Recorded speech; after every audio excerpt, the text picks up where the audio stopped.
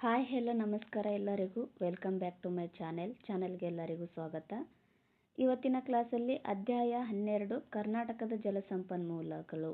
ಇದು 9th ಭಾಗ 1ರಲ್ಲಿ ಭೂಗೋಳಶಾಸ್ತ್ರಕ್ಕೆ ಸಂಬಂಧಪಟ್ಟ ಪಾಠ ಆಗಿದೆ, ಕರ್ನಾಟಕದ ಜಲಸಂಪನ್ಮೂಲಗಳು. ಓಕೆ, ಹಿಂದಿನ ಕ್ಲಾಸಲ್ಲಿ ನೋಡಿದ್ವಲ್ಲ ನಾವು ಕರ್ನಾಟಕದ ಪ್ರಾಕೃತಿಕ ವೈವಿಧ್ಯ ಅನ್ನೋ ಪಾಠವನ್ನು ನೋಡಿದ್ವಿ. ಇವಾಗ ಕರ್ನಾಟಕದ ಜಲಸಂಪನ್ಮೂಲವನ್ನು ನೋಡೋಣ. ಓಕೆ, ಕ್ಲಾಸ್ ಸ್ಟಾರ್ಟ್ ಮಾಡೋಣ. ಕರ್ನಾಟಕದ ನದಿಗಳು. ಜಲಸಂಪನ್ಮೂಲಗಳಲ್ಲಿ ನದಿಗಳಿಗೆ ಮಹತ್ವದ ಸ್ಥಾನಗಳಿದೆ. ಜಲಸಂಪನ್ಮೂಲ ಅಂದ್ರೇನು? ನದಿಗಳಿಗೆ ಸ್ಥಾನ ಇರುತ್ತೆ, ಅಂದರೆ ಮಹತ್ವದ ಸ್ಥಾನ ಇರುತ್ತೆ. ಕರ್ನಾಟಕದ ನದಿ ಜಾಲಗಳನ್ನು ಮುಖ್ಯವಾಗಿ ಪೂರ್ವಾಭಿಮುಖವಾಗಿ ಹರಿಯುವ ನದಿಗಳು ಮತ್ತು ಪಶ್ಚಿಮಾಭಿಮುಖವಾಗಿ ಹರಿಯುವ ನದಿಗಳು ಎಂದು 2 ವಿಧಗಳಾಗಿ ವಿಂಗಡಿಸಲಾಗಿದೆ. ನೋಡಿ, ಇವು ಎಕ್ಸಾಮ್ ಪಾಯಿಂಟ್ ಆಫ್ ವ್ಯೂ ತುಂಬಾ ಇಂಪಾರ್ಟೆಂಟ್. ನೋಡಿ, ಪೂರ್ವಕ್ಕೆ ಹರಿಯುವ 1, 2, 3, 4 ಈ ಥರ ಕೊಟ್ಟು ಬಿಡ್ತಾರೆ. ಕೃಷ್ಣ, ಕಾವೇರಿ, ಓಕೆ, ಕೃಷ್ಣ, ಕಾವೇರಿ, ಈ ರೀತಿಯಾಗಿ ಗೋದಾವರಿ, ಈ ರೀತಿಯಾಗಿ ನದಿಗಳ ಹೆಸರನ್ನು ಕೊಟ್ಟು ಬಿಡ್ತಾರೆ. ಕೊಟ್ಟು ಇವುಗಳಲ್ಲಿ ಯಾವ ಪೂರ್ವಕ್ಕೆ ಹರಿಯುವುದಿಲ್ಲ ಅಥವಾ ಪಶ್ಚಿಮಕ್ಕೆ ಹರಿಯುವುದಿಲ್ಲ, ಇಲ್ಲ ಪೂರ್ವಕ್ಕೆ ಹರಿಯುವ ನದಿಗಳು ಯಾವುವು, ಪಶ್ಚಿಮಕ್ಕೆ ಹರಿಯುವ ನದಿಗಳು ಯಾವುವು ಅಂತ ಎಕ್ಸಾಮಲ್ಲಿ ಕೇಳ್ತಾ ಇರ್ತಾರೆ. ಸೊ ತುಂಬ ಇಂಪಾರ್ಟೆಂಟ್ ನೋಡಿ. ಓಕೆ, 2 ಪ್ರಕಾರಗಳಾಗಿ ಮಾಡಿದ್ದಾರೆ. ಯಾವ ಪ್ರಕಾರಗಳಂದರೆ ಪೂರ್ವಕ್ಕೆ ಹರಿಯುವ ನದಿಗಳು, ಆಮೇಲೆ ಪಶ್ಚಿಮಕ್ಕೆ ಹರಿಯುವ ನದಿಗಳು ಅಂತೇಳಿ 2 ಪ್ರಕಾರಗಳಾಗಿ ಮಾಡಿದ್ದಾರೆ. ಇಲ್ಲಿ ಒಂದಿಷ್ಟು ಮಾಹಿತಿ ಕೊಟ್ಟಿದ್ದಾರೆ ನೋಡಿ. ಕಾವೇರಿ ನದಿಯು ತನ್ನ ಪಾತ್ರದಲ್ಲಿ 3 ಜಲಪಾತಗಳನ್ನು ನಿರ್ಮಿಸಿದೆ. ನೋಡಿ, ಚುಂಚನಕಟ್ಟೆ, ಗಗನಚುಕ್ಕಿ ಮತ್ತು ಭರಚುಕ್ಕಿ, ಹೊಗೇನಕಲ್ ಹಾಗೂ 3 ದ್ವೀಪಗಳನ್ನು ನಿರ್ಮಿಸಿದೆ. ಅವುಗಳು ಯಾವಂದರೆ ಶ್ರೀರಂಗಪಟ್ಟಣ, ಶಿವನಸಮುದ್ರ, ಶ್ರೀರಂಗಂ. ನೋಡಿ, ಕಾವೇರಿ ನದಿಗೆ ಯಾವ್ಯಾವ ಜಲಪಾತಗಳಿದ್ದಾವೆ ಅಂತ ಕೇಳ್ತಾರೆ. ಚುಂಚನಕಟ್ಟೆ, ಗಗನಚುಕ್ಕಿ ಮತ್ತು ಭರಚುಕ್ಕಿ ಮತ್ತು ಹೊಗೇನಕಲ್, ಇವು ಜಲಪಾತಗಳು. ಹಾಗೆ ಕಾವೇರಿ ನದಿಯಿಂದ ನಿರ್ಮಿತವಾಗಿರ್ತಕ್ಕಂಥ ದ್ವೀಪಗಳಂತ ಕೇಳಿದಾಗ 3 ಇದ್ದಾವೆ. ಶ್ರೀರಂಗಪಟ್ಟಣ, ಶಿವನಸಮುದ್ರ, ಆಮೇಲೆ ಶ್ರೀರಂಗಂ, ಇವು ದ್ವೀಪಗಳು. ಓಕೆ, ಇವು ಹಿಂದೆ ಎಕ್ಸಾಮಲ್ಲಿ ಕೇಳಿದ್ದಾರೆ ನೋಡಿ, ಇಂಪಾರ್ಟೆಂಟ್ ಇದ್ದಾವೆ. ನೆಕ್ಸ್ಟ್ ಇಲ್ಲೊಂದು ಇನ್ಫಾರ್ಮೇಷನ್ ಇದೆ. ಕೂಡಲ ಸಂಗಮದಲ್ಲಿ ಮಲಪ್ರಭಾ ನದಿಯು ಕೃಷ್ಣಾ ನದಿಯನ್ನು ಸೇರುತ್ತೆ. ಕೂಡಲ ಸಂಗಮದಲ್ಲಿ ಈ ಮಲಪ್ರಭಾ ನದಿ ಐತಲ್ಲ, ಮಲಪ್ರಭಾ ನದಿ ಕೃಷ್ಣಾ ನದಿಗೆ ಸೇರ್ಪಡೆಯಾಗುತ್ತೆ. ಕೂಡಲಿ, ತುಂಗ ಮತ್ತು ಭದ್ರಾ ನದಿಗಳು ಸಂಧಿಸುವ ಸ್ಥಳವಾಗಿದೆ. ಕೂಡಲಿ ಅದಲ್ಲ, ಇದು ತುಂಗ ಮತ್ತು ಭದ್ರಾ ನದಿಗಳನ್ನು ಸಂಧಿಸುವ ಸ್ಥಳ ಆಗಿದೆ. ಹಾಗೆ ಕೃಷ್ಣರಾಜ ಸಾಗರದ ಬಳಿ ಹೇಮಾವತಿ ನದಿಯು ಕಾವೇರಿ ನದಿಯನ್ನು ಸೇರುತ್ತದೆ. ನೋಡಿ, ಎಷ್ಟು ಇಂಪಾರ್ಟೆಂಟ್ ಆಗಿದೆ ಇದು. ತುಂಬಾ ಒಳ್ಳೆ ಇನ್ಫಾರ್ಮೇಷನ್ ಕೊಟ್ಟಿದ್ದಾರೆ ನೋಡಿ. ಈ ಕೂಡಲ ಸಂಗಮದಲ್ಲಿ ಏನಾಗುತ್ತೆ, ಮಲಪ್ರಭಾ ನದಿ ಕೃಷ್ಣಾ ನದಿಯನ್ನು ಸೇರುತ್ತೆ. ಹಾಗೆ ಕೂಡಲಿ ಎಂಬ ಸ್ಥಳದಲ್ಲಿ ತುಂಗ ಮತ್ತು ಭದ್ರಾ ನದಿಗಳು ಸಂಧಿಸುವ ಸ್ಥಳವಾಗಿದ್ದಾವೆ. ತುಂಗ, ಭದ್ರಾ. ನೋಡಿ, ಮಲಪ್ರಭಾ ನದಿ ಕೃಷ್ಣಾ ನದಿ ಸೇರುತ್ತೆ. ತುಂಗ ಮತ್ತು ಭದ್ರಾ ಕೂಡಲಿ ಎಂಬ ಸ್ಥಳದಲ್ಲಿ ಒಂದಾಗ್ತವೆ, ಅಂದರೆ ಸಂಧಿಸ್ತವೆ. ಆಮೇಲೆ ಕೃಷ್ಣರಾಜ ಸಾಗರದ ಬಳಿ ಈ ಹೇಮಾವತಿ ನದಿ ಅದಲ್ಲ, ಹೇಮಾವತಿ ನದಿ ಕಾವೇರಿಯನ್ನು ಸೇರುತ್ತೆ. ಅಂದರೆ ಕಾವೇರಿ ಮೇನ್ ನದಿ. ಈ ನದಿಗೆ ಉಪನದಿ ಆಗಿರ್ತಕ್ಕಂಥ ಹೇಮಾವತಿ ನದಿ ಕಾವೇರಿಗೆ ಎಲ್ಲಿ ಕೃಷ್ಣರಾಜ ಸಾಗರದ ಬಳಿ ಸೇರುತ್ತೆ. ಓಕೆ, ನೆಕ್ಸ್ಟ್ ನೋಡೋಣ. ಪೂರ್ವಾಭಿಮುಖವಾಗಿ ಹರಿಯುವ ನದಿಗಳು. ಕೃಷ್ಣ, ಕಾವೇರಿ, ಪೆನ್ನಾರ್ ಮತ್ತು ಪಾಲಾರ್ ನದಿಗಳು ಪೂರ್ವಾಭಿಮುಖವಾಗಿ ಹರಿದು ಬಂಗಾಳ ಕೊಲ್ಲಿಯನ್ನು ಸೇರುತ್ತವೆ. ನೋಡಿ, ಇದು ಕರ್ನಾಟಕ ಆದರೆ ಇಲ್ಲಿ ಬಂಗಾಳ ಕೊಲ್ಲಿ ಬರುತ್ತೆ, ಆಮೇಲೆ ಈ ಕಡೆ ಅರಬ್ಬಿ ಸಮುದ್ರ ಬರುತ್ತೆ. ಓಕೆ, ಪೂರ್ವಾಭಿಮುಖವಾಗಿ ಇದು ಪೂರ್ವ, ಇದು ಪಶ್ಚಿಮ, ಪೂರ್ವ-ಪಶ್ಚಿಮ. ಪೂರ್ವಾಭಿಮುಖವಾಗಿ ಹರಿದು ನದಿಗಳು ಬಂಗಾಳ ಕೊಲ್ಲಿಗೆ ಸೇರ್ತವೆ. ಪಶ್ಚಿಮಾಭಿಮುಖವಾಗಿ ಹರಿಯುವ ನದಿಗಳು ಅರಬ್ಬಿ ಸಮುದ್ರವನ್ನು ಸೇರ್ತವೆ. ಇದಿಷ್ಟು ನೆನಪಲ್ಲಿ ಇರಲಿ. ಆಮೇಲೆ ನಿಮ್ಗೆ ಒಂದು ಐಡಿಯಾ ಸಿಗುತ್ತೆ, ಅಂದರೆ ಪೂರ್ವಾಭಿಮುಖವಾಗಿ ಹರಿದು ಯಾವ ಸಮುದ್ರಕ್ಕೆ, ಸಾಗರಕ್ಕೆ ಸೇರುತ್ತೆ ಅನ್ನೋದು ಬ್ರೀಫಾಗಿ ಗೊತ್ತಿರಬೇಕು. ಪೂರ್ವಾಭಿಮುಖವಾಗಿ ಯಾವ್ಯಾವ ನದಿಗಳು ಹರಿತವೆ? ಕೃಷ್ಣ, ಕಾವೇರಿ, ಪೆನ್ನಾರ್ ಮತ್ತು ಪಾಲಾರ್ ಈ ನದಿಗಳು ಪೂರ್ವಾಭಿಮುಖವಾಗಿ ಹರಿದು ಬಂಗಾಳ ಕೊಲ್ಲಿಯನ್ನು ಸೇರ್ತವೆ. ಕೃಷ್ಣಾ ನದಿ ದಕ್ಷಿಣ ಭಾರತದ ಎರಡನೇ ಮುಖ್ಯ ನದಿ. ನೋಡಿ, ದಕ್ಷಿಣ ಭಾರತದ ಎರಡನೆಯ ಮುಖ್ಯ ನದಿ. ಹಾಗಾದರೆ ಒಂದನೇ ಮುಖ್ಯ ನದಿ ಯಾವುದು? ಕಮೆಂಟಲ್ಲಿ ಹಾಕ್ರಿ ನೋಡೋಣ. ಅಂದರೆ ಕೃಷ್ಣಾ ನದಿ ದಕ್ಷಿಣ ಭಾರತದ್ದು ನಾನು ಕೇಳಿದ್ದು, ಮತ್ತೆ ಭಾರತದ್ದಲ್ಲ, ಇಡೀ ಹೋಲ್ ಭಾರತದ್ದಲ್ಲ, ದಕ್ಷಿಣ ಭಾರತ. ಓಕೆ, ದಕ್ಷಿಣ ಭಾರತದ ಎರಡನೇ ಮುಖ್ಯ ನದಿ ಅಂತ ಕೇಳಿದಾಗ ಕೃಷ್ಣ. ಇದು ಮಹಾರಾಷ್ಟ್ರದ ಮಹಾಬಲೇಶ್ವರ ಎಂಬಲ್ಲಿ ಉಗಮ ಹೊಂದಿ 1392 ಕಿಲೋಮೀಟರ್ ದೂರ ಪೂರ್ವದೆಡೆಗೆ ಹರಿದು ಬಂಗಾಳ ಕೊಲ್ಲಿಯನ್ನು ಸೇರ್ತದೆ. ಇದು ಕೇಳಿದ್ದಾರೆ ನೋಡಿ, ಕೃಷ್ಣಾ ನದಿ ಎಲ್ಲಿ ಹುಟ್ಟುತ್ತೆ ಅಂತ. ಇದು ಮಹಾರಾಷ್ಟ್ರದ ಮಹಾಬಲೇಶ್ವರದಲ್ಲಿ ಹುಟ್ಟುತ್ತೆ. ಹಾಗೆ 1392 ಕಿಲೋಮೀಟರ್ ಹರಿದು ಬಂಗಾಳ ಕೊಲ್ಲಿಯನ್ನು ಸೇರುತ್ತೆ. ಆದರೆ ಇದು ಕರ್ನಾಟಕದಲ್ಲಿ 480 ಕಿಲೋಮೀಟರ್ ಹರಿಯುವುದು. ಇದನ್ನು ಕೂಡ ಕೇಳಿದ್ದಾರೆ. ಕೃಷ್ಣಾ ನದಿ ಕರ್ನಾಟಕದಲ್ಲಿ ಎಷ್ಟು ಕಿಲೋಮೀಟರ್ ದೂರ ಹರಿಯುತ್ತೆ ಅಂತ. 480 ಕಿಲೋಮೀಟರ್ ದೂರ ಹರಿಯುತ್ತೆ. ಭೀಮಾ, ಕೊಯ್ನಾ, ತುಂಗಭದ್ರಾ, ಘಟಪ್ರಭಾ ಮತ್ತು ಮಲಪ್ರಭಾ ಇದರ ಉಪನದಿಗಳಾಗಿದ್ದಾವೆ. ನೋಡಿ, ಮಲಪ್ರಭಾ ಆವಾಗಲೇ ನೋಡಿದ್ವಲ್ಲ, ಕೂಡಲ ಸಂಗಮದ ಬಳಿ ಈ ಮಲಪ್ರಭಾ ನದಿ ಕೃಷ್ಣಾ ನದಿಯನ್ನು ಸೇರುತ್ತೆ ಅಂತ.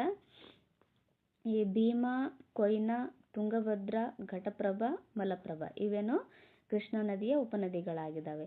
ಕೃಷ್ಣಾ ನದಿ ಉತ್ತರ ಕರ್ನಾಟಕದಲ್ಲಿ ನೀರಾವರಿ ಮತ್ತು ಜಲವಿದ್ಯುತ್ ಉತ್ಪಾದನೆಗೆ ಅನುಕೂಲವಾಗಿದೆ.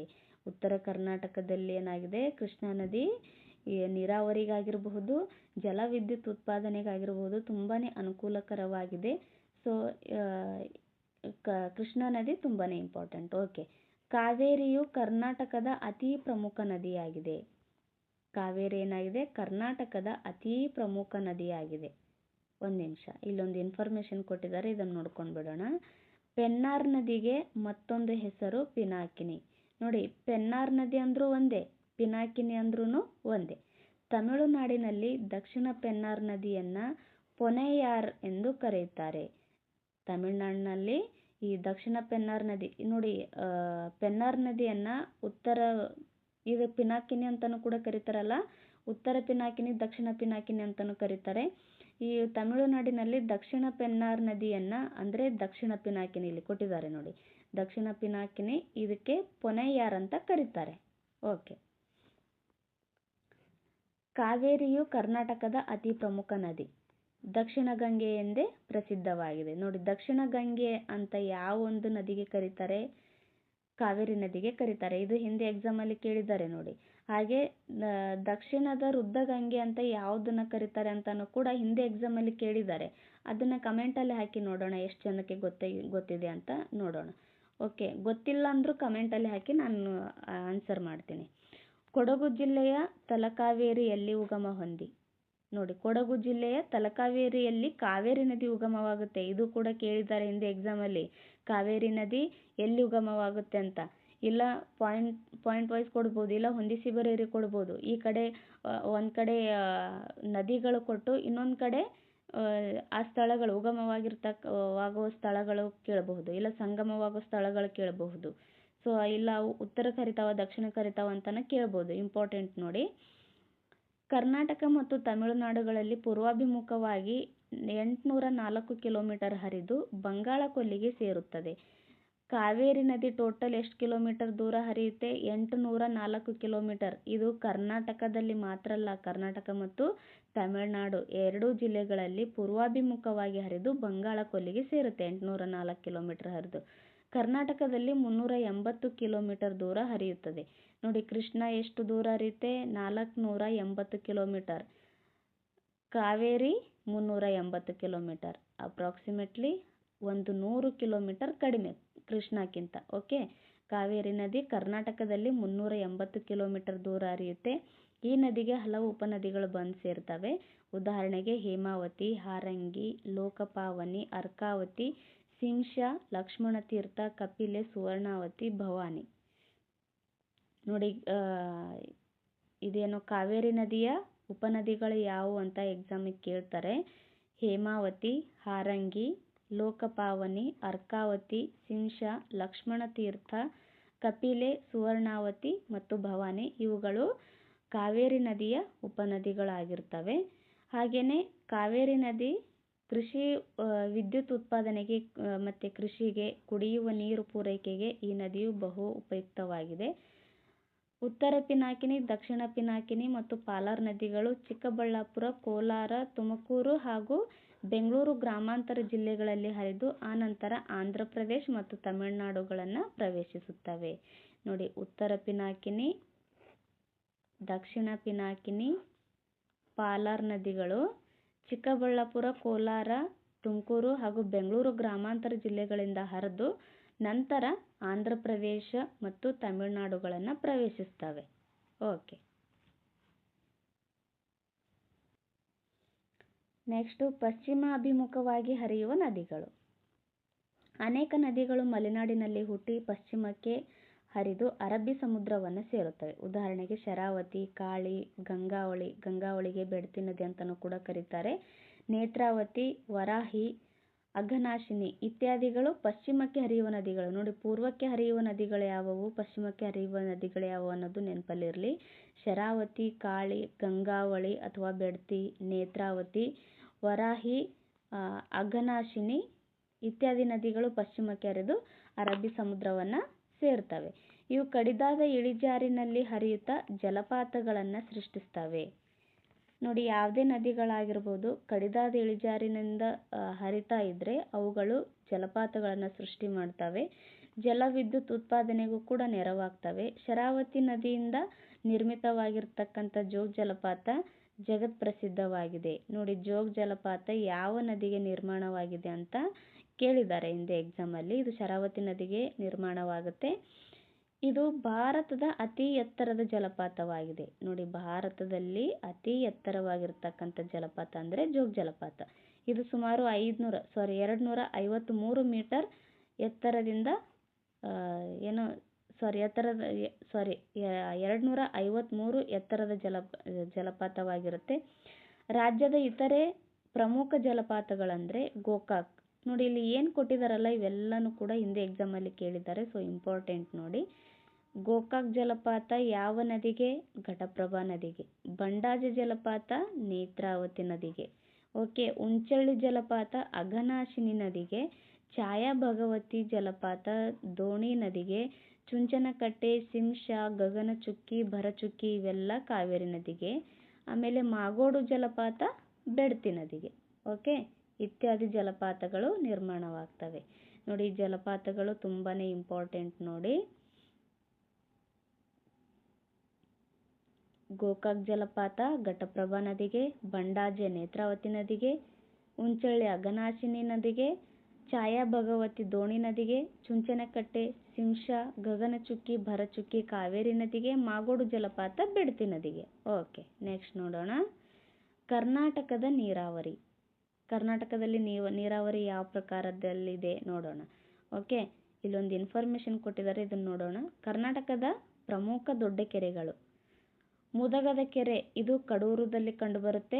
ತೊಣ್ಣೂರು ಕೆರೆ ಇದು ಪಾಂಡವಪುರದಲ್ಲಿ ಕಂಡುಬರುತ್ತೆ. ಹೈರಿಗೆ ಕೆರೆ ಇದು ಹುಣಸೂರಲ್ಲಿ.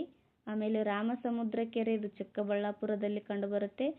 ಅಮಾನಿ ಭೈರಸಾಗರ ಕೆರೆ ಇದು ಗುಡಿಬಂಡೆ. ಆಮೇಲೆ ಕಳ್ಳಂಬೆಳೆ ಕೆರೆ ಇದು ಶಿರಾದಲ್ಲಿ.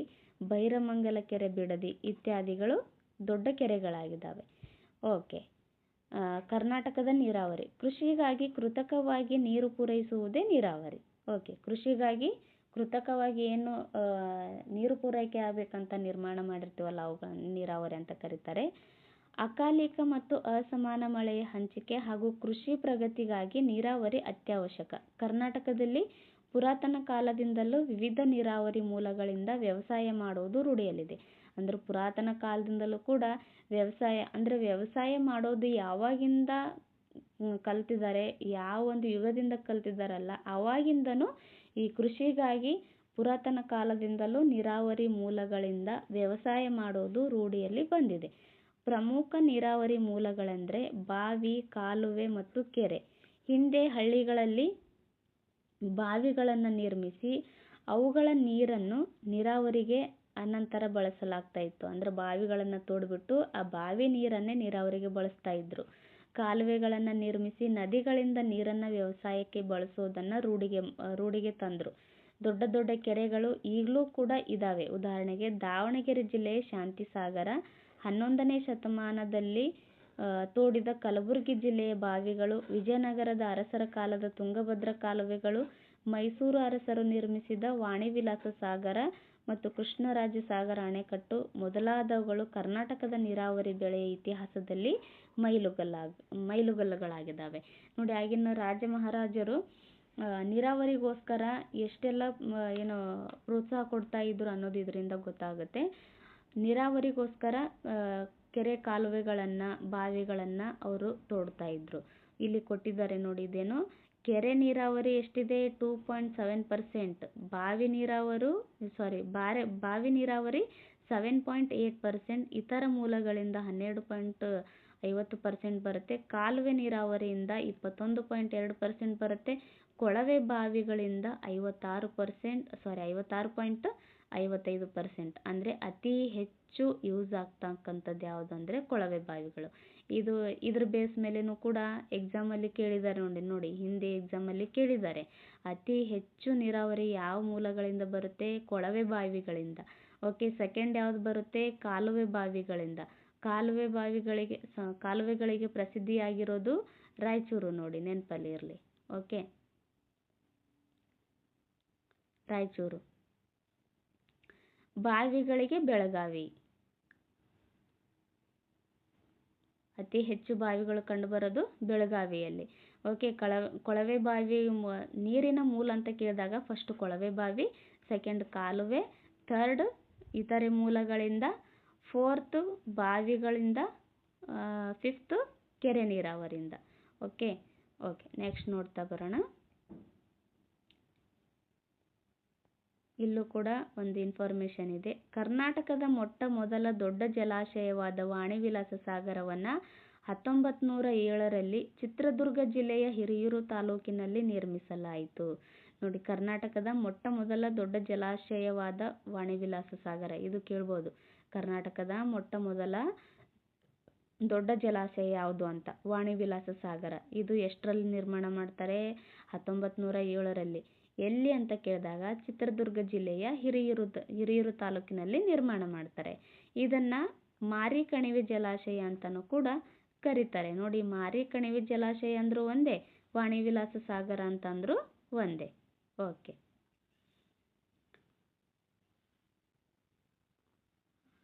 ಇಂದು ರಾಜ್ಯದಲ್ಲಿ ನದಿಗಳ ನೀರು ಮತ್ತು ಅಂತರ್ಜಲ ಸಂಪತ್ತನ್ನು ಎರಡನ್ನೂ ನೀರಾವರಿಗೆ ಉಪಯೋಗಿಸಿಕೊಳ್ಳಲಾಗುತ್ತಿದೆ. ರಾಜ್ಯದಲ್ಲಿ ಸಾಗುವಳಿ ಭೂಮಿಯ 41% ಭಾಗವು ನೀರಾವರಿ ಸೌಲಭ್ಯ ಹೊಂದಿದೆ. 41% ಭಾಗ ಈ ಕರ್ನಾಟಕದಲ್ಲಿ ಏನು ಸಾಗುವಳಿ ಭೂಮಿ ಐತಲ್ಲ, ಸಾಗುವಳಿ ಭೂಮಿಯ 41% ಭಾಗ ನೀರಾವರಿ ಸೌಲಭ್ಯವನ್ನು ಹೊಂದಿದೆ. ಅಂದರೆ ಉಳಿದ 60% ಮಳೆ ಆಶ್ರಿತ ಬೆಳೆಗಳನ್ನು ಬೆಳೀತಾ ಇರ್ತಾರೆ. ಭಾರತದ ನೀರಾವರಿ ಕ್ಷೇತ್ರದಲ್ಲಿ ಕರ್ನಾಟಕ 9ನೇ ಸ್ಥಾನದಲ್ಲಿದೆ. ನೋಡಿ, ಭಾರತದಲ್ಲೇ ನೀರಾವರಿ ಕ್ಷೇತ್ರದಲ್ಲಿ ಕನ್ಸಿಡರ್ ಮಾಡಿದರೆ ಕರ್ನಾಟಕ 9ನೇ ಸ್ಥಾನದಲ್ಲಿದೆ. ರಾಯಚೂರು ಜಿಲ್ಲೆಯು ರಾಜ್ಯದಲ್ಲೇ ಅತಿ ಹೆಚ್ಚು ಕಾಲುವೆ ನೀರಾವರಿಯನ್ನು ಹೊಂದಿದೆ. ಆವಾಗಲೇ ಹೇಳಿದ್ನಲ್ಲ ನಾನು, ಅತಿ ಹೆಚ್ಚು ಕಾಲುವೆಗಳನ್ನು ಹೊಂದಿರೋದು ಯಾವುದು? ರಾಯಚೂರು. ಶಿವಮೊಗ್ಗ ಜಿಲ್ಲೆಯಲ್ಲಿ ಅತಿ ಹೆಚ್ಚು ಕೆರೆ ನೀರಾವರಿ ಇದೆ. ನೋಡಿ, ಇದನ್ನು ಕೂಡ ಹಿಂದೆ ಎಕ್ಸಾಮಲ್ಲಿ ಕೇಳಿದ್ದಾರೆ, ಮುಂದೆನೂ ಕೇಳ್ತಾರೆ ನೋಡಿ, ತುಂಬ ಇಂಪಾರ್ಟೆಂಟು. ಇದೇನು ಶಿವಮೊಗ್ಗ ಜಿಲ್ಲೆ ಅತಿ ಹೆಚ್ಚು ಕೆರೆಗಳನ್ನು ಹೊಂದಿದೆ. ರಾಯಚೂರು ಜಿಲ್ಲೆ ಅತಿ ಹೆಚ್ಚು ಕಾಲುವೆಗಳನ್ನು ಹೊಂದಿದೆ. ಬೆಳಗಾವಿ ಜಿಲ್ಲೆ ಅತಿ ಹೆಚ್ಚು ಬಾವಿಗಳನ್ನು ಹೊಂದಿದೆ. ಅತಿ ಹೆಚ್ಚು ಬಾವಿ ನೀರಾವರಿ ಸೌಲಭ್ಯ ಅಂತ ನೆನಪಲ್ಲಿರಲಿ. ಇತ್ತೀಚೆಗೆ ಕೊಳವೆ ಬಾವಿಗಳ ಪ್ರಮಾಣ ಹೆಚ್ಚಾಗಿದೆ. ಜಿಲ್ಲಾವಾರು ನೀರಾವರಿ ಪ್ರದೇಶವನ್ನು ತೆಗೆದುಕೊಂಡ್ರೆ ಬೆಳಗಾವಿ ಜಿಲ್ಲೆ ಮೊದಲ ಸ್ಥಾನದಲ್ಲಿದೆ. ನೋಡಿ, ಜಿಲ್ಲಾವಾರು ನೀರಾವರಿ ಪ್ರದೇಶವನ್ನು ತೆಗೆದುಕೊಂಡ್ರೆ ಬೆಳಗಾವಿ ಜಿಲ್ಲೆ ಪ್ರಥಮ ಸ್ಥಾನದಲ್ಲಿ ಬರುತ್ತೆ. ಪ್ರತಿಯಾಗಿ ಕೊಡಗು ಕೊನೆಯ ಸ್ಥಾನದಲ್ಲಿ ಬರುತ್ತೆ. ಕೊಡಗು ಕೊನೆಯ ಸ್ಥಾನದಲ್ಲಿ ಇದೆ. ಓಕೆ, ನೆಕ್ಸ್ಟು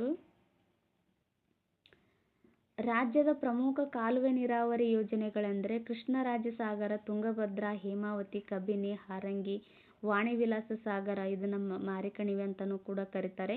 ಚಿತ್ರದುರ್ಗ ಜಿಲ್ಲೆಯ ಹಿರಿಯೂರು ತಾಲೂಕಿನಲ್ಲಿ ನಿರ್ಮಾಣ ಮಾಡ್ತಾರೆ.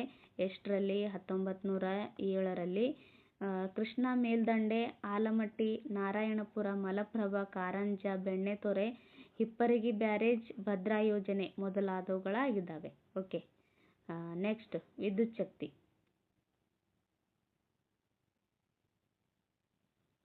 ಭಾರತದಲ್ಲಿ ಮೊಟ್ಟ ಮೊದಲಿಗೆ ವಿದ್ಯುತ್ ಶಕ್ತಿ ತಯಾರಿಕೆಯಲ್ಲಿ ಯಶಸ್ಸು ಪಡೆದ ಹಿರಿಮೆ ಕರ್ನಾಟಕಕ್ಕೆ ಸಲ್ಲುತ್ತದೆ. ಅಂದರೆ ಭಾರತದಲ್ಲೇ ಮೊಟ್ಟ ಮೊದಲ ಬಾರಿಗೆ ಕರ್ನಾಟಕನೇ ಈ ವಿದ್ಯುತ್ ಶಕ್ತಿ ತಯಾರು ಮಾಡೋದ್ರಲ್ಲಿ ಸಫಲತೆಯನ್ನು ಕಂಡಿದೆ. ಕಲ್ಲಿದ್ದಲು ಮತ್ತು ಪೆಟ್ರೋಲಿಯಂಗಳು ಸೌಲಭ್ಯವಿಲ್ಲದ ನಮ್ಮ ರಾಜ್ಯದಲ್ಲಿ ಜಲಶಕ್ತಿ ತಯಾರಿಕೆಗೆ ಅಪಾರವಾದ ಅವಕಾಶವಿದೆ. ನೋಡಿ, ಕಲ್ಲಿದ್ದಲಾಗಿರಬಹುದು, ಪೆಟ್ರೋಲಿಯಂಗಳಾಗಿರಬಹುದು, ಇವುಗಳ ಲಭ್ಯವಿಲ್ಲದ ನಮ್ಮ ರಾಜ್ಯದಲ್ಲಿ ಜಲಶಕ್ತಿ ತಯಾರಿಕೆಗೆ ಅಪಾರವಾದ ಅವಕಾಶವಿದೆ. ಸರ್ವತ್ರ ಮತ್ತು ಹೆಚ್ಚು ಶಕ್ತಿ ಪೂರೈಸುವಂತಹ ಈ ಸಂಪತ್ತನ್ನು ಸಮೃದ್ಧವಾಗಿ ನೀಡುವ ನದಿ ಕಣಿವೆಗಳು ಕರ್ನಾಟಕದಲ್ಲಿದ್ದಾವೆ.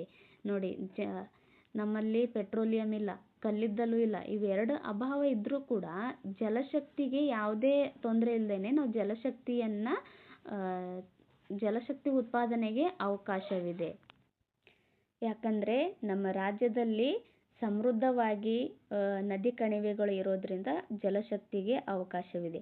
ಪೂರ್ವಕ್ಕೆ ಹರಿಯುವ ನದಿಗಳಿಗಿಂತ ಪಶ್ಚಿಮಕ್ಕೆ ಹರಿಯುವ ನದಿಗಳಲ್ಲಿ ಜಲಶಕ್ತಿ ಸಾಮರ್ಥ್ಯ ಹೆಚ್ಚಾಗಿದೆ. ಆವಾಗಲೇ ಕೊಟ್ಟಿದ್ರಲ್ಲ, ಕಡಿದಾದ ಇಳಿಜಾರಿನಿಂದ ಏನು ನದಿಗಳು ಹರಿತಾವಲ್ಲ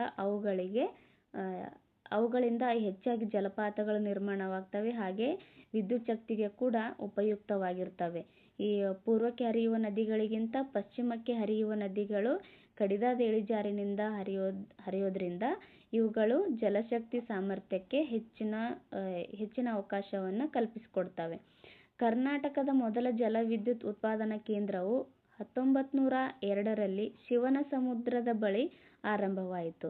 ನೋಡಿ, ಕರ್ನಾಟಕದ ಜಲವಿದ್ಯುತ್ ಉತ್ಪಾದನೆ ಕೇಂದ್ರ 1902ರಲ್ಲಿ ಶಿವನಸಮುದ್ರದ ಬಳಿ ಆರಂಭವಾಗುತ್ತೆ. ಕೋಲಾರದ ಚಿನ್ನದ ಗಣಿಗೆ ವಿದ್ಯುತ್ ಶಕ್ತಿಯನ್ನು ಸರಬರಾಜು ಮಾಡಲು ಈ ವಿದ್ಯುದಾಗಾರವು ಪ್ರಾರಂಭವಾಯಿತು. ಈ ವಿದ್ಯುದಾಗಾರ ಯಾವುದಕ್ಕೆ ಪ್ರಾರಂಭವಾಗುತ್ತೆ ಅಂದರೆ ಯಾವುದ್ರ ಸಲುವಾಗಿ ಪ್ರಾರಂಭವಾಗುತ್ತೆ ಅಂತ ಕೇಳಿದಾಗ ಕೋಲಾರದ ಚಿನ್ನದ ಗಣಿಗೆ ವಿದ್ಯುತ್ ಶಕ್ತಿಯನ್ನು ಸರಬರಾಜು ಮಾಡೋದಕ್ಕೆ ಆರಂಭವಾಗುತ್ತೆ. ಇದು ಕಾವೇರಿ ನದಿಗೆ ನಿರ್ಮಿಸಿದ ಯೋಜನೆಯಾಗಿದೆ. ಇದು ಇಂಪಾರ್ಟೆಂಟ್.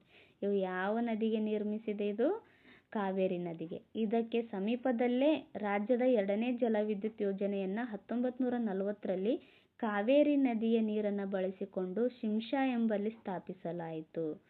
ಕಾವೇರಿ ನದಿ ನೀರನ್ನೇ ಬಳಸ್ಕೊಂಡು ಶಿಂಷಾ ಎಂಬಲ್ಲಿ ಸ್ಥಾಪನೆ ಮಾಡ್ತಾರೆ. ಎಷ್ಟರಲ್ಲಿ? 1940ರಲ್ಲಿ. ನೋಡಿ, ಫಸ್ಟ್ನೇದ್ದು 1902 ಆದರೆ ಎಷ್ಟು ವರ್ಷ ಡಿಲೇ ಆಯಿತು ನೋಡಿ, ಸೆಕೆಂಡ್ ಮತ್ತೆ ತರಬೇಕಾದ್ರೆ 1940ರಲ್ಲಿ. ಇದೇ ಶಿಂಷಾ ಜಲವಿದ್ಯುತ್ ಯೋಜನೆ. ನೋಡಿ, ಶಿಂಷಾ ಜಲವಿದ್ಯುತ್ ಯೋಜನೆ 1940ರಲ್ಲಿ. ಓಕೆ, ನೆಕ್ಸ್ಟ್ ನೋಡೋಣ. ಹೆಚ್ಚಾದ ವಿದ್ಯುತ್ ಬೇಡಿಕೆಯನ್ನು ಪೂರೈಸಲು ಶರಾವತಿ ನದಿಯ ಜೋಗ್ ಜಲಪಾತದ ಬಳಿ ಮಹಾತ್ಮ ಗಾಂಧಿ ಜಲವಿದ್ಯುತ್ ಯೋಜನೆ 1947ರಲ್ಲಿ. ಮಹಾತ್ಮ ಗಾಂಧಿ ಜಲವಿದ್ಯುತ್ ಯೋಜನೆ ಎಷ್ಟರಲ್ಲಿ? 1947ರಲ್ಲಿ. ಶರಾವತಿ ನದಿಯ ಜೋಗ್ ಜಲಪಾತದ ಬಳಿ ಇದನ್ನು ಸ್ಥಾಪನೆ ಮಾಡ್ತಾರೆ. ತರುವಾಯ ಪಂಚವಾರ್ಷಿಕ ಯೋಜನೆಗಳಡಿಯಲ್ಲಿ ಇನ್ನೂ ಹಲವು ಜಲವಿದ್ಯುತ್ ಶಕ್ತಿ ಯೋಜನೆಗಳು ಸಮೃದ್ಧಿಗೊಳ್ಳುತ್ತವೆ. ಪರಿಣಾಮವಾಗಿ ಕರ್ನಾಟಕವು ಜಲವಿದ್ಯುತ್ ಉತ್ಪಾದನೆಯಲ್ಲಿ ಭಾರತದಲ್ಲಿಯೇ ಮುಂಚೂಣಿಯಲ್ಲಿದೆ. ನೋಡಿ, ಜಲವಿದ್ಯುತ್ ಉತ್ಪಾದನೆಯಲ್ಲಿ ಕರ್ನಾಟಕ ಏನು ಭಾರತದಲ್ಲೇ ಮುಂಚೂಣಿಯಲ್ಲಿ ಇರತಕ್ಕಂಥ ರಾಜ್ಯ ಆಗಿದೆ. ಓಕೆ, ನೆಕ್ಸ್ಟ್ ನೋಡೋಣ. ಕರ್ನಾಟಕದ ಪ್ರಮುಖ ಜಲವಿದ್ಯುತ್ ಶಕ್ತಿ ಯೋಜನೆಗಳು. ಶಿವನಸಮುದ್ರ ಅಂದರೆ ಜಲವಿದ್ಯುತ್ ಶಕ್ತಿ ಮಾಡಬೇಕು ಅಂದರೆ ಆ ನದಿಗಳಿಗೆ ಮಾಡಬೇಕಲ್ಲ, ಆ ನದಿಗಳ ಹೆಸರೇ ಕೊಡ್ತಾರೆ. ಬಿಕಾಸ್ ಆ ನದಿಗಳ ಮೂಲದಿಂದನೇ ಜಲವಿದ್ಯುತ್ ಉತ್ಪಾದನೆ ಆಗುತ್ತಲ್ಲ, ಆ ನದಿಗಳ ಮೂಲದಿಂದನೇ ಆ ನದಿಗಳ ಹೆಸರನ್ನು ಇಟ್ಟು ಆ ಯೋಜನೆ ಮಾಡ್ತಾರೆ. ಶಿವನಸಮುದ್ರ, ಶಿಂಷಾ ಇದು ಕಾವೇರಿ ನದಿಗೆ ಮಾಡ್ತಾರೆ. ಶರಾವತಿ, ಲಿಂಗನಮಕ್ಕಿ, ಮಹಾತ್ಮ ಗಾಂಧಿ, ಗೇರುಸೊಪ್ಪ. ನೋಡಿ, ಮಹಾತ್ಮ ಗಾಂಧಿ ಇದು ಶರಾವತಿ ನದಿಗೆ, ಗೇರುಸೊಪ್ಪ ಇದು ಕೂಡ ಶರಾವತಿ ನದಿ. ಸೂಫಾ, ನಾಗಜರಿ, ಕದ್ರಾ ಮತ್ತು ಕೊಡಸಳ್ಳಿ. ಕದ್ರಾ ಮತ್ತು ಕೊಡಸಳ್ಳಿ, ಈ ನಾಗಜರಿ ಆಗಿರ್ಬೋದು, ಇವು ಕಾಳಿ ನದಿಗೆ ವರಾಹಿ ನದಿ, ಮಾರಿಕಣಿವೆ, ವೇದಾವತಿ ನದಿ.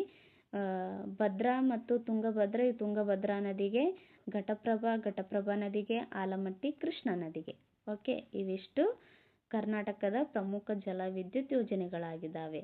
ಓಕೆ, ಇಲ್ಲಿ ಖಾಲಿ ಬಿಟ್ಟ ಸ್ಥಳಗಳನ್ನು ಸೂಕ್ತ ಪದಗಳಿಂದ ಭರ್ತಿ ಮಾಡಿ ಅಂತ ಕೊಟ್ಟಿದ್ದಾರೆ.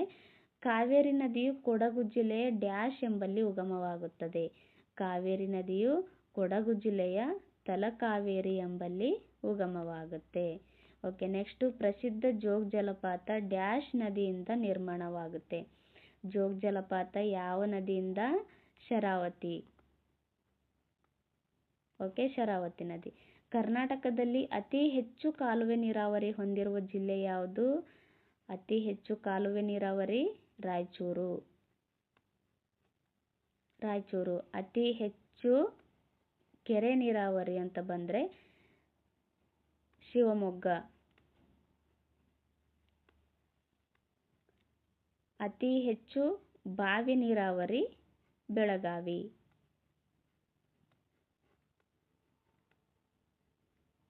ಒಟ್ಟಾರೆ ಜಿಲ್ಲಾವಾರು ನೀರಾವರಿಯನ್ನು ನೋಡಿದ್ರೂ ಕೂಡ ಬೆಳಗಾವಿ ಫಸ್ಟಲ್ಲಿರುತ್ತೆ. ಓಕೆ, ಕರ್ನಾಟಕದ ಮೊದಲ ಜಲವಿದ್ಯುತ್ ಉತ್ಪಾದನಾ ಕೇಂದ್ರ ಎಷ್ಟರಲ್ಲಿ ಮಾಡ್ತಾರೆ? 1902ರಲ್ಲಿ. ಓಕೆ, ನೆಕ್ಸ್ಟು ಆಲಮಟ್ಟಿ ಅಣೆಕಟ್ಟನ್ನು ಯಾವ ನದಿಗೆ ನಿರ್ಮಿಸಲಾಯಿತು? ಇದು ಕೃಷ್ಣಾ ನದಿಗೆ ನಿರ್ಮಿಸಲಾಯಿತು. ಕೃಷ್ಣಾ ನದಿಗೆ ನಿರ್ಮಾಣ ಮಾಡಲಾಗುತ್ತೆ. ಓಕೆ, ಇಲ್ಲಿ ಹೊಂದಿಸಿ ಬರೆಯಿರಿ ಕೊಟ್ಟಿದ್ದಾರೆ, ಇದನ್ನು ನೋಡ್ತಾ ಹೋಗೋಣ. ಓಕೆ, ಇಲ್ಲಿ ಇದು ಬಿಟ್ಟ ಸ್ಥಳ ಕೇಳಿದಾರಲ್ಲ, ಇದು 1902 ಅಂತ ಅಷ್ಟೇ ಬರೆದಿದ್ನಲ್ಲ, ಇದು ಶಿವನ ಸಮುದ್ರ ನೋಡಿ. ಓಕೆ, ಶಿವನ ಸಮುದ್ರ.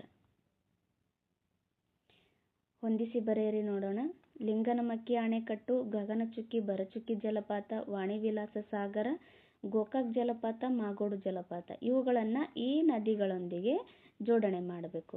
ಓಕೆ, ಲಿಂಗನಮಕ್ಕಿ ಅಣೆಕಟ್ಟು ಶರಾವತಿ ನದಿಗೆ, ಗಗನಚುಕ್ಕಿ ಭರಚುಕ್ಕಿ ಕಾವೇರಿ ನದಿ, ವಾಣಿವಿಲಾಸ ಸಾಗರ ಮಾರಿಕಣಿವೆ, ಗೋಕಾಕ್ ಜಲಪಾತ ಘಟಪ್ರಭಾ ನದಿ, ಮಾಗೋಡು ಜಲಪಾತ ಬೆಡ್ತಿ ನದಿ.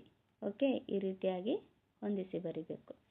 ಓಕೆ, ನೆಕ್ಸ್ಟ್ ಕ್ಲಾಸಲ್ಲಿ ಕರ್ನಾಟಕದ ಭೂ ಸಂಪತ್ತನ್ನು ನೋಡೋಣ. ಓಕೆ, ಇದಿಷ್ಟು ಇವತ್ತಿನ ಕ್ಲಾಸ್ ಆಗಿತ್ತು. ಇಷ್ಟೊತ್ತು ಈ ಕ್ಲಾಸ್ ಕೇಳಿದ್ದಕ್ಕೆ ತುಂಬ ಹೃದಯದ ಧನ್ಯವಾದಗಳು. ಸಿಗೋಣ ನೆಕ್ಸ್ಟ್ ಕ್ಲಾಸಲ್ಲಿ. ಯಾರೆಲ್ಲ ಇನ್ನೂ ನನ್ನ ಚಾನೆಲ್ನ ಸಬ್ಸ್ಕ್ರೈಬ್ ಮಾಡ್ಕೊಂಡಿಲ್ವೋ ಸಬ್ಸ್ಕ್ರೈಬ್ ಮಾಡ್ಕೊಳ್ಳಿ. ಹಾಗೆ ಪ್ರೀವಿಯಸ್ ವಿಡಿಯೋಗಳನ್ನು ನೋಡಿ. ಇಷ್ಟ ಆದರೆ ಲೈಕ್ ಮಾಡಿ, ಕಮೆಂಟ್ ಮಾಡಿ ಮತ್ತು ಶೇರ್ ಮಾಡಿ. Thank you.